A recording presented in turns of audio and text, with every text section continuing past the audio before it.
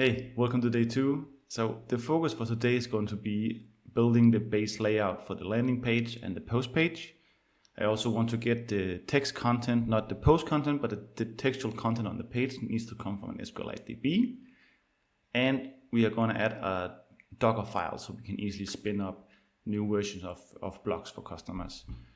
And what I mean by the SQLite DB serving the content is we have, for example, on the landing page here, we have like a introduction, title, whatever, and a subtitle.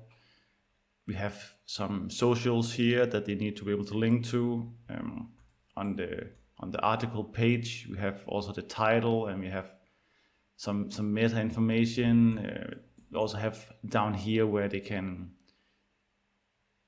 select or show other articles that related to the article the current visitor is seeing. So by having all this come from an SQLite DB, I can prep everything up front, and then using something like turso, I can have the client update or change the things on an admin page that then gets posted to turso that then update all of these read nodes. So that is kind of the plan. Let's see how far I get along with it. So let's get started. All right, so I'm going to be starting by creating a new directory called the blog in ing. You can spell the blog in ing.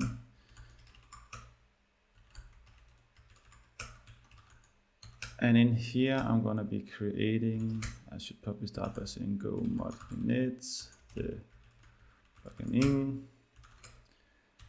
Then our main.go file.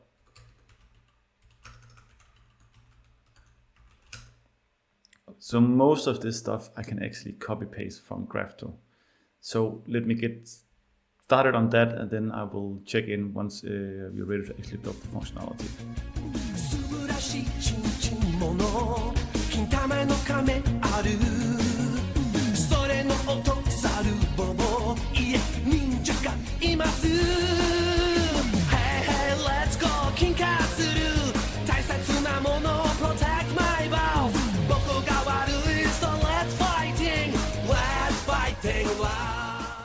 So most of the groundwork is done now. We still need to add Tailwind so we can get some styling, and then we need to start working on adding SQLite and turso so we can have these embedded read-only nodes that we can sync with a write-only node through turso. So that is going to be the next step. All right, so a short update here. The landing page is coming along. It's following the design or rough sketch we had right here.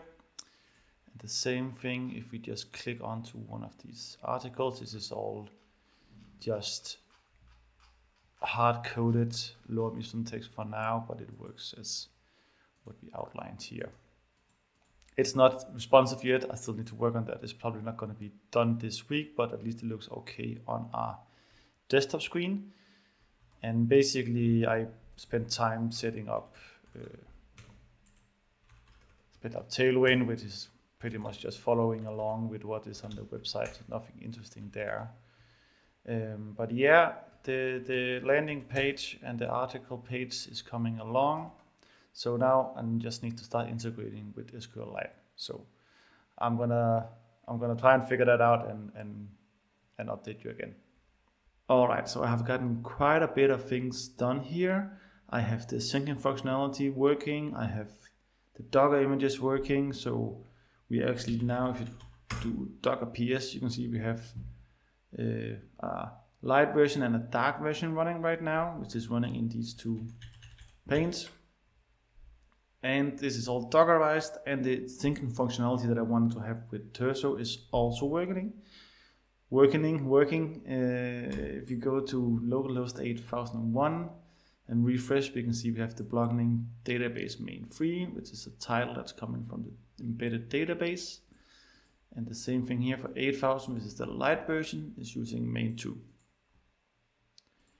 And turso allows you to have this, put something on their server that you can then update and then sync that down to whomever is using that database locally, which means that you can see here like this is all local, I know, but the refresh time is super quick because it's embedded into the Docker image, so the latency is almost non-consistent to the point where you probably wouldn't gain much by having it as text. So this is working right now, and if I go in here and update it's probably called the master node here through, I believe it's Drizzle UI stuff, and go back here to main free that we just updated. You can see it's main free right here, right?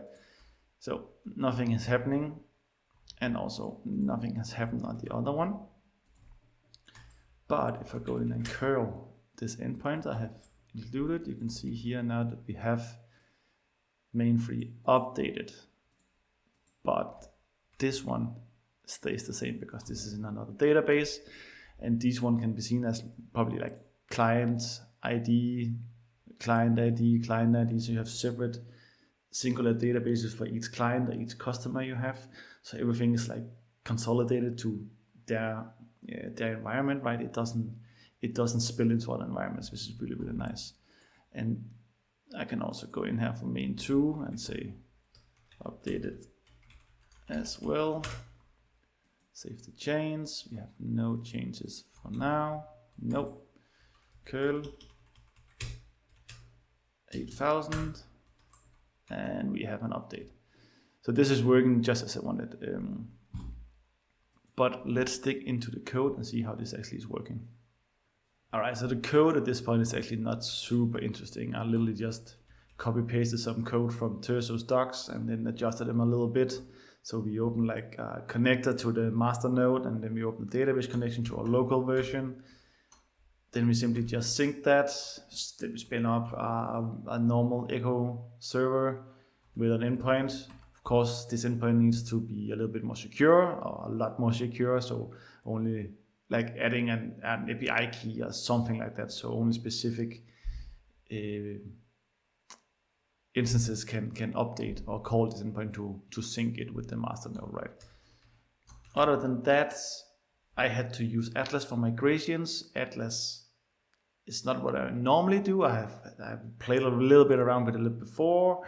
They act as like migration, but they also do things like an ORM.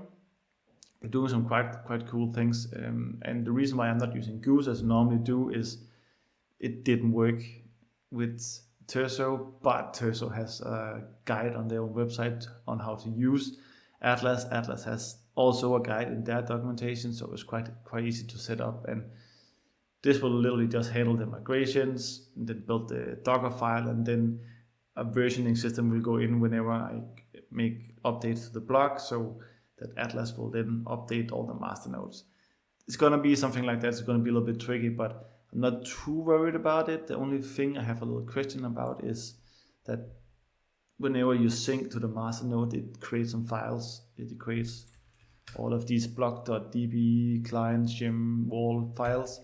I'm not really sure if they should live in a volume or something like that, but it works. So for now, that's what we're gonna roll with. Maybe it's gonna come down to haunt us later on, but yeah, it works. So now we can focus on getting more of a system up and running where we need an edge router and we need something like some command or something, some code to spin up these blocks whenever we onboard a new client. So that is going to be the focus of tomorrow, and hopefully we can have some code that does all of that for us without too much trouble. So that's it. See you tomorrow.